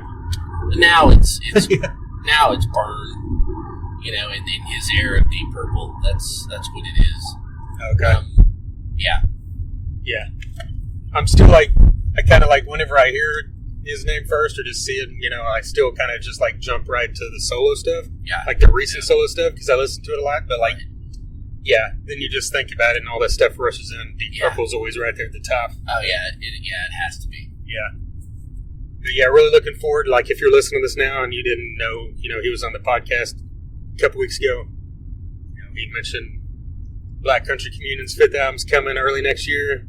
He's going to work on another solo album next year. Right. So we should see more touring from him in that capacity and more great music. Because, I mean, this, not to just sound repeatedly like a fanboy, which, I mean, we are, so you can't really deny it. Totally. Everything this guy puts out is, like, above the level of good. Yes, absolutely. It doesn't matter. I mean, check out those 2 Dead Daisies albums. Check out all the Black Country Communion and solo stuff and Deep Purple and Tony Iommi and Hughes Thrall and all this shit. It's just like above the level of most bands' greatest effort, But yeah, all right. I guess that covers it, right? I think so. Thanks for having me. Yeah, it's always good to have you back. Well, no, hold it. Fuck it, let's extend this. You want to extend this for a second? Sure, whatever you want to do. You went and saw Metallica. Oh, yeah, I did. I went and saw Metallica in Dallas, the M72 World Tour. It's just massive. Whatever adjective you want to use for big, just use it. I mean, it is just it is a humongous spectacle of heavy metal. Yeah. I mean, and it's so professionally done and so like, I mean, I hate to say it because concert tickets are even more expensive now than they were just a few years ago, pre-COVID, but you really, if it's possible, you get your money's worth. I mean, there's no doubt in that. I mean, they were on point. The set list was impeccable in my eyes. I don't like, generic set lists from bands with the hits and, you know how that goes. I'm a deep cut guy. I'm a nerd. But I also understand that you have to play the hits and stuff. And, you know, I know they're doing 2 weekends, and, or not 2 weekends, excuse me. They're doing two nights. They're over a weekend, and they're not going to get to play everything one night, but I thought they really constructed a good set on the Friday night that I went. That had a lot of the well-known songs, but it had a lot of the not so well-known that I just happen to like. Like Dirty Window? No. That was the Sunday night show that I did not go to. Okay. And I mean, I don't know if I just kind of started going into it. Did you have questions about it, or? Oh, I don't know. I mean, I didn't have anything want me to just speak on it. Well, I mean, one thing to mention you didn't is like between those 2 nights they don't repeat anything. Right? Yeah, it's no repeat. Yes. Which, you know, there's a handful of fucking bands or artists throughout the years that could get away with something like this. You know, like put on. You know, there's always been artists big enough to put on 2 nights in a town. Mm-hmm. But usually when they do that, it's in like an arena. Like Garth Brooks doing 5 nights at a fucking 20,000 seat arena. Yeah. It's not 2 nights at a fucking football stadium. They can cram 80,000 people in there or whatever. Exactly. And I mean, who's doing that these days besides Taylor Swift? Right. You know, in one stadium multiple nights. You know? Exactly. Maybe there's someone I'm not thinking of, but like, and for them to be able to do it and, you know, draw people in with the whole, you know, even if it was not a no repeat thing and they played Enter Sandman and Master Puppets both nights, you know, it would still sell out both nights. Oh, yeah. I honestly can tell you, I'm glad I was there on the night they didn't play Enter Sandman. Oh, yeah. That's probably the first time you've ever seen them where they didn't, right? Yeah, and I'm totally okay with that. Hey, love that song. It's a hit. It's awesome, but I've heard it so many times in my life, I'm good. Yeah. But, I mean, you know, the new songs they played Love Saturna, they played Too Far Gone, which I love. I think that's a great song. They played Shadows Follow, but they also played, you know, they played Harvester of Sorrow, Leper Messiah. Oh, shit. I mean, they played, dude. Did you get Battery that night, too? I don't think so. Okay, maybe that's the other night. King Nothing. Oh, wow. Yeah, dude, they played some great stuff, man. I mean, they're at the point now they could do 3 nights no repeat and have enough songs in each night. Yeah. That, you know, would make people happy. Oh, right? absolutely. Because there's so many singles they never play, you know? Yeah. And just the, you know, the round stage and the big cylinders that have the screens on them, and Seek and Destroy with the gigantic beach balls. I mean, it's just fun, man. It's just, there's a reason why they're my favorite band, you know? Yeah. And Pantera was there, and, you know, that's a whole other discussion on, you know, how you feel about, you know, them doing this with Zach and Charlie. Phil Anselmo sounded awesome. I thought he sounded great. So that was cool. It was just Mammoth, WVH. I love that band. Yeah. That was just a really great evening of music, and I really, really appreciated it. It was awesome to see. Was there a good crowd in the stadium when Mammoth went on, or did it? No, it was. No? Okay. People were just filing in, and it was, you know, really they're playing in front of a ton of people, but because it just looks so sparse because it's a gigantic stadium. Yeah. You know, so and Wolfgang Van Halen, his mic was set up in front of the Snake Pit. I think because that way he's like playing to people that are actually in there.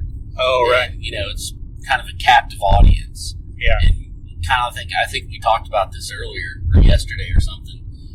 I think it's because,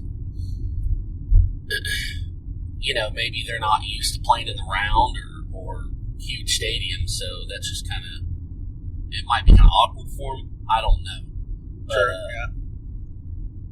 But who knows? But dude, it was just it's such a well put together tour, and the way they're doing all this is just it's awesome, and it's super. It's so fan based. It's super fan friendly, and there's all this stuff going on around it all weekend. All these smaller shows and the pop up shop, which was insane.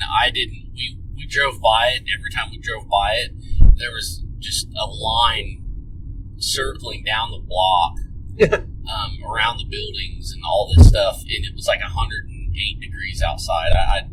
There's no way I was gonna wait in that line for the chance to buy a $50 t-shirt. Yeah, or to buy a fucking Metallica melon baller for 80 bucks. It's just yeah. Since you never made a Thunder Underground one, but whatever. I know. But yeah, can't believe it. It was quite a weekend, man. Quite a weekend. Yeah, because they, like you said, the shows around, like Otto and Master Dane played right. in Dallas, like that Saturday night between the two shows, and like we saw photos from our friend David Campbell had went to that show, and like Rob and James were both there. Obviously because their kids are playing. Yep. But the fact that they're both there talking to fans is some, like you said, it's a fan-friendly thing. It's like, people go their whole lives like hoping to fucking meet James Hetfield, and you're just in a club watching his son play with him. It's fucking crazy, Yeah, it's insane. It really is. But so, okay, to go back to Pantera for a minute. Okay. Is, because I know when this, was announced, you had a different view than I had. Right. I'm a little more gung-ho about it. Like, after seeing it now, are you a little more for it, or do you care?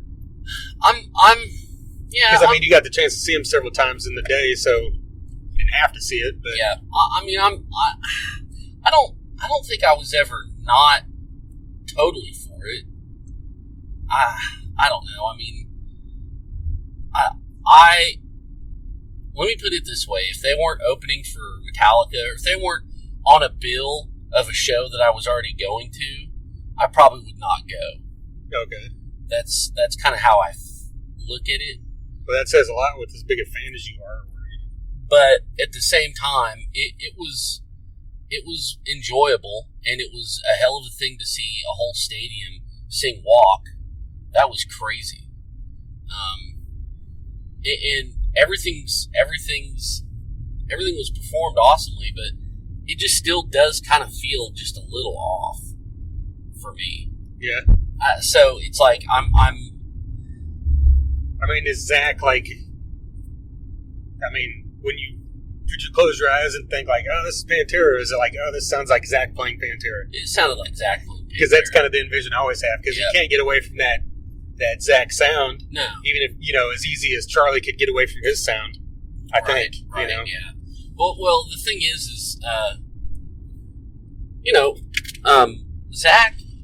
Zach stayed within the blueprints of the solos. All the themes and the melodies were hit. But also, you could just tell it's somebody else, you know.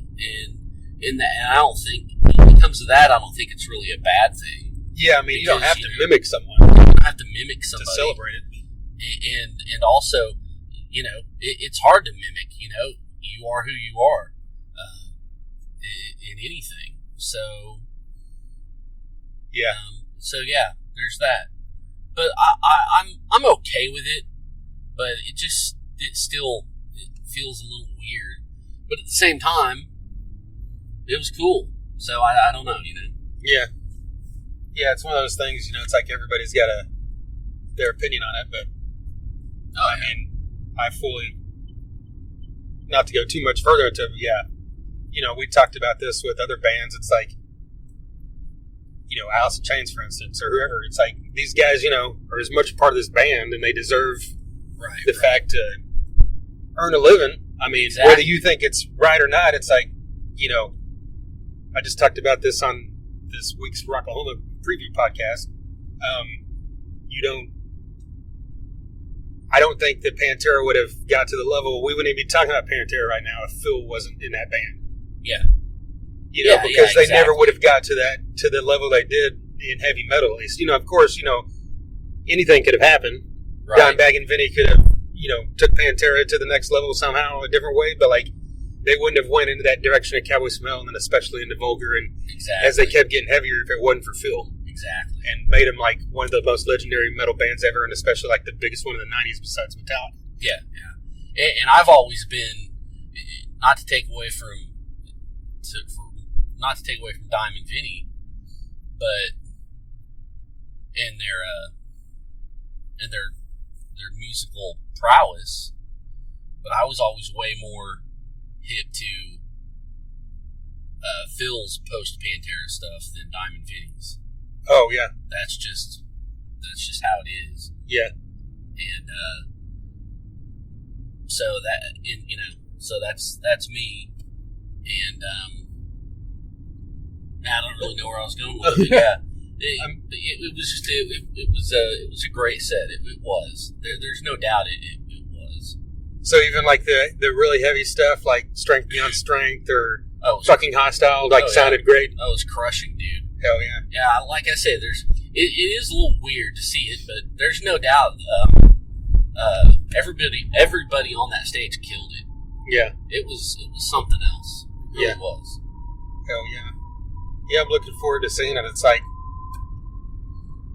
got the chance to see them a lot.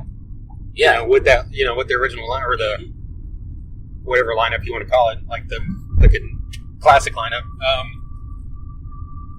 So, not seeing it now wouldn't be the end of the world, but yeah, I'm still looking forward to getting the chance to check it out. Oh, absolutely. Because, we're talking about one of my two favorite drummers of all time. Oh, yeah, you Definitely one of my favorite guitarists ever, too. So. Oh, yeah, you definitely got to check it out. But yeah, so, yeah, I don't know. Didn't really have a good conclusion to this, I guess. Hey,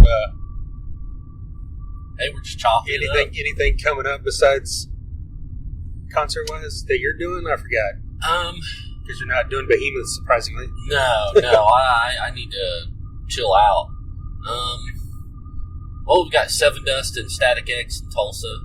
That's right. And then, they announced at the Guthrie Green here in Tulsa, they're doing like Sasquatch and Shelter People, and I'm just off the top of my head, I can't remember who else, but and it's free at the Guthrie Green. That's wild. Like October, I'm not sure. It has to be like a Horton Records thing, right? Yes, it is. It's a Horton Records deal. Because the only other time something been out there was like that Paul Bearer show, right? Yes, where it's like, it's kind of one of those. Yeah. And it's smart that they're doing it in October. I'm driving. I wish I had the info in front of me. But yes, it's yeah. Yeah, just recently that announced that the Brent Bjork trio's coming with Atomic Bitchwax to the Mercury Lounge. Yep. Which is crazy. Yeah, that's going to be awesome. Yeah. Hell yeah. Well, I guess we can end it here, right? Alrighty. It sounds good. Yeah, thanks for joining me once again to talk about some Glenn Hughes and Metallica and Pantera. That's right. We're on the way home now. Right.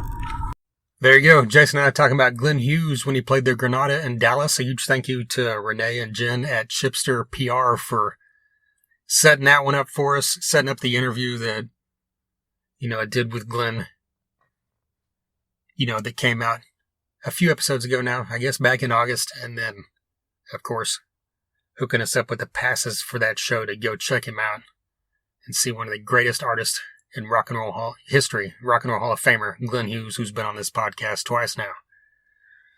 But yeah, if you've listened this whole way, I appreciate you. Just wanted to get out like a nice lengthy episode since I'll be gone again here a little bit.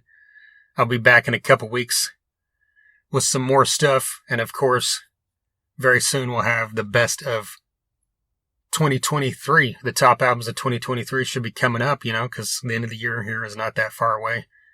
Less than a month now, so, well, no, by the time you're hearing this, a little over a month into November here. So, again, maybe you'll hear something from Japan shortly, but if not, that's why I'm not telling you what it is, so in case it doesn't happen.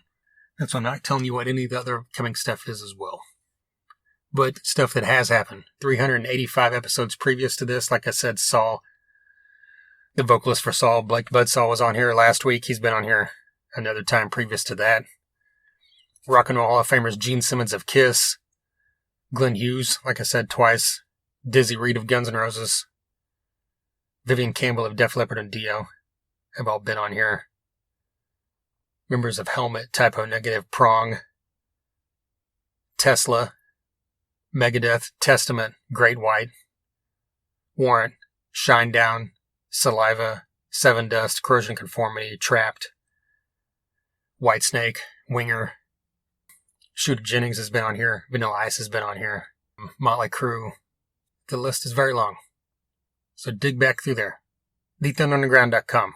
You can find it there. You can find it pretty much anywhere podcasts are, wherever you're listening right now. Like, subscribe, or follow so you don't miss future episodes. Follow us on all the socials. You can find them there on the website as well. Instagram, Facebook, Twitter, TikTok. Hit us up if you want some merch. You want to buy someone something for Christmas. Hit us up if you've got ideas. Hit us up if you want to bitch or praise something. I don't know. Might have more contests coming soon. Just had one this past week where we gave away Rob Halford's autobiography, Confess, Dave Grohl's autobiography, The Storyteller, and Chad Malone's collection of poetry and lyrics called Melancholy, Madness, and the Mundane. But yeah, be on the lookout for more episodes, or more contests like that, and of course more episodes coming soon, here at the end of the year, and of course, all of 2024. Once again, a huge thank you to Jason for joining me for that Glenn Hughes talk. Until next time. Thunder Underground, y'all.